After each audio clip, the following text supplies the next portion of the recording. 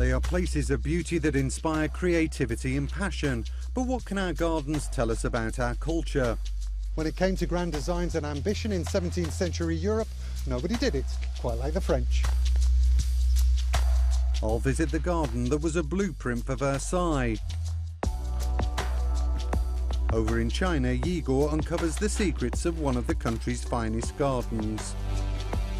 So the shape of this wooden frame actually symbolizes the frost on the windows during the winter season. Welcome to Crossing Cultures. Join us as we explore the ties that bind both China and Europe.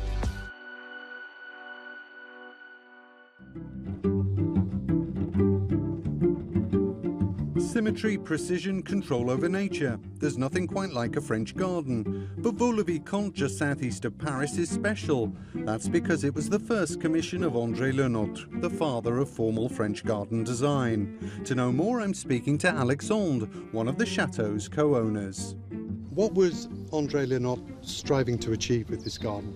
En fait, Le Nôtre, il arrive à Vaux-le-Vicomte et c'est la première fois qu'il reçoit un ordre privé avec une création de jardin ex nihilo.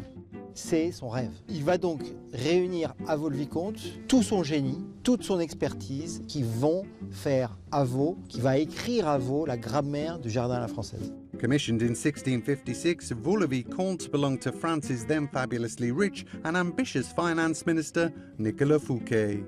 Nicolas Fouquet, il a réuni autour de lui les trois meilleurs artistes de son temps. Le Vaux pour l'architecture, le Brun pour la peinture et Le Nôtre pour le jardin. Et son génie a été de leur dire, vous allez faire ce que vous voulez, mais à deux conditions. Que vous soyez le plus audacieux et le plus révolutionnaire dans ce que vous allez imaginer, et vous allez travailler main dans la main, ensemble. Thanks to limitless resources, the result was a great access running from the chateau to the horizon. But what defines a formal French garden?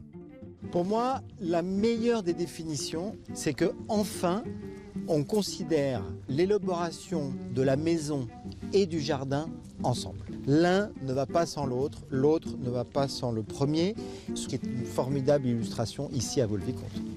In 1661, Fouquet threw a huge party to celebrate the completion of the work. King Louis XIV was top of the 6,000-person guest list, but within weeks, Fouquet was arrested and in prison.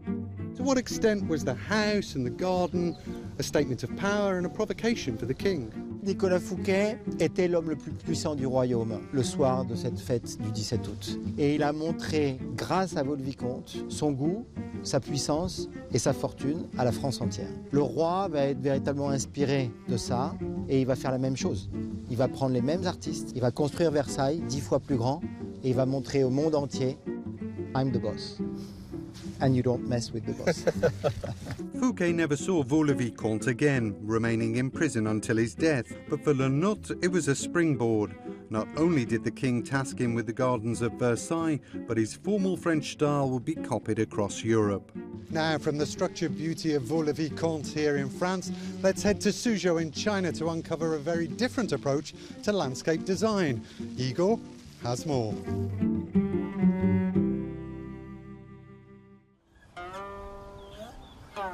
Suzhou Classical Gardens seek to balance human design with nature. The city's largest and most famous is the humble administrator's garden. Built during the 16th century, it deliberately follows the flow of water. As you explore the garden's asymmetrical layout, reveals fresh layers of beauty at every turn. 我发现像国外很多园林，它可能门口会特别大，我们拙政园林的门就比较小。这个可能也是苏州私家园林的一个特征，就是大部分园主他都希望把自己这个漂亮的园林藏在闹市之中。拙政园呢，它其实是明代的时候的一个御史叫王献臣，他在罢官还乡之后购置的一处私家的宅园。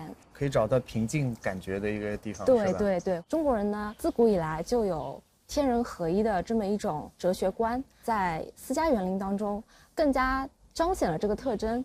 在不大的一方小天地里面，大家极尽可能的去塑造自己理想当中的自然。 Suzhou's classical gardens are designed to be microcosms of the natural world. Water, rocks, plants, and structures with a deep literary or poetic significance are seamlessly incorporated. 安逸，我看我们像旁边的这个墙，好像上面是有个波浪形的这样的元素，有什么讲究吗？这个是苏园林当中的一个叫云墙，体现了一种园林当中山林的美感。像造园的时候，可能国外它会有一些设计图，那中国也会吗？与其说古人造园是画一个设计稿，其实不如说是他画一连串他理想中的一个场景的画卷。每一幅画卷它其实都有自己的文化内涵，不仅仅是物理空间上的一个景致。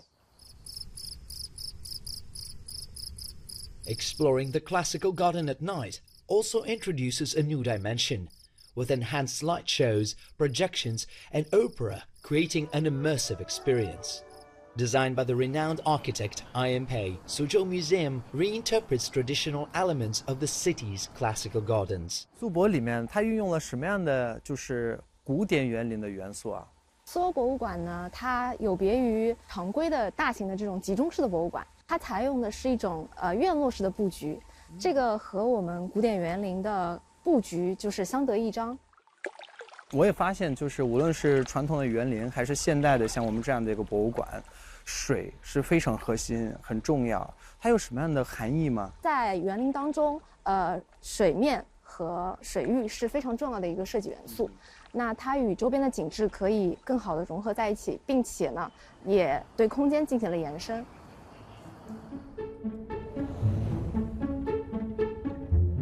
Like China, water is central to the great gardens of France. Vaux-le-Vicomte is no exception. Luke, who manages the estate's many fountains, told me more.